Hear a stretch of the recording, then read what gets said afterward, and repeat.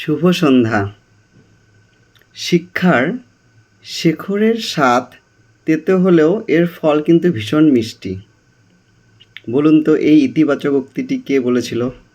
কমেন্টে জানাবেন। আমি বলবো এই কথাটার উপরে ভিত্তি করে আমি আমার মতন বলছি, শিক্ষার শেকড় তিতো।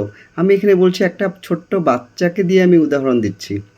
যখন একটা বাচ্চাকে শেখানো হয়, লেখা শেখানো হয়, পড়া শেখানো হয়, সেটা কিন্তু সবথেকে বেশি কঠিন কাজ আমি মনে করি।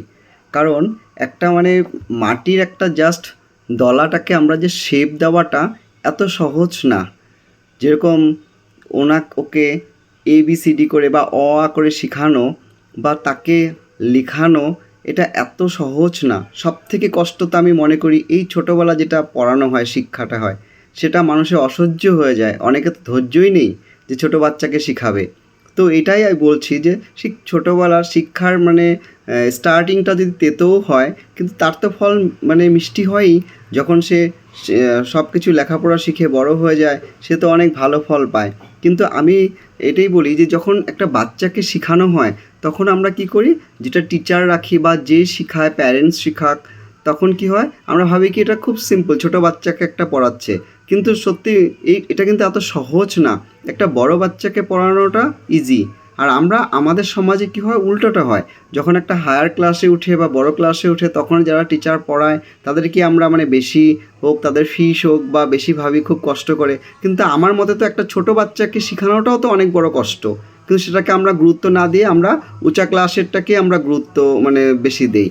তো এই জন্যেই, আর এই যে ছোটোবেলা যে যখন পড়ানো হয় একটা বাচ্চাকে, একদম ছোটো বাচ্চাকে যে শেখানো হয়, এটাকে তো এমনভাবে শেখানো হয়, একটা সময় গিয়ে ওকে নিজেকে গড় দেওয়া হয়, যাতে বড় হয়ে তাকে এত আত্মনির্ভরশীল করা দেওয়া হয় যে যাতে নিজেকেই সব কিছুতে নিজেকেই সলিউশন করে নিতে পারে নিজের উপরে।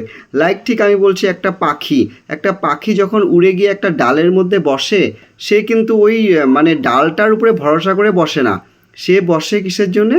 যে ডালটা যদি ভেঙেও যায়, সে কিন্তু পড়বে না। কারণ কি, তার ডানা দিয়ে সে উড়ে যাবে। তো সে আর কি সেই গাছের ডালের ভরসায় সে বসে না। ঠিক সেরকম একটা বাচ্চাকে যখন আমরা মানুষ করি, শিক্ষা দেই ছোটোর থেকে, এত মজবুত করে তুলি, আমরা কি করে তাকে যে আত্মনির্ভরশীল করার চেষ্টা করি।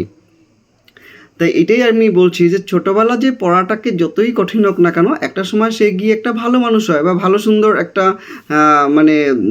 ব্যক্তিত্ব পায়, সে ভালো একটা জায়গা পায়। আর আমরা কি হয় যে একজনকে যখন বুঝতে পারি, একটা লোককে যখন আমরা বুঝতে পারি, তাকে শিক্ষিত লোক বলি, যে সে শিক্ষিত লোক জন্যই হয়তো সে আরেকজনকে সে ফট করে বুঝতে পারছে। অন্যকে যারা বুঝে ফট করে, তারা কিন্তু শিক্ষিত। কিন্তু খালি শিক্ষিত হলে হবে না তো, শিক্ষিত আর জ্ঞানী লোকের মাঝখানে পার্থক্য আছে। জ্ঞানী লোক কিন্তু তারাই যারা নিজেকে অ্যানালাইসিস করতে পারে, নিজেকে বুঝতে পারে, তারাই কিন্তু জ্ঞানী। তো এটাই আর কি, নিজেকে ছোটোবেলার থেকে এইভাবে করা উচিত, যাতে সুন্দর সে একজন জ্ঞানী ব্যক্তি হিসাবে সমাজে জায়গা পায়, বা নিজে একজন জ্ঞানী ব্যক্তি হয়ে নিজেকে সমাজে কিছু ভালো কাজ করে। তো এই জন্যেই আমি বলছি যে ছোটোবেলার শিক্ষাটা যতই যেরকমই হোক, আপনারা ছোটোবেলার ছোট্টর থেকে বাচ্চাদেরকে শেপটা এত ভালো করে দিন, যাতে বড় হয়ে সে একটা ভালো মানুষ হয়। আর ছোটোবেলায় এই জন্য বলা হয়, ছোটোবেলার শিক্ষাটা, স্টার্টিংয়ের শিক্ষাটা যদিও তেতো হয়, তার ফল কিন্তু অনেক মিষ্টি হয়। আপনারা কি বললেন? আমাকে কমেন্টে জানাবেন।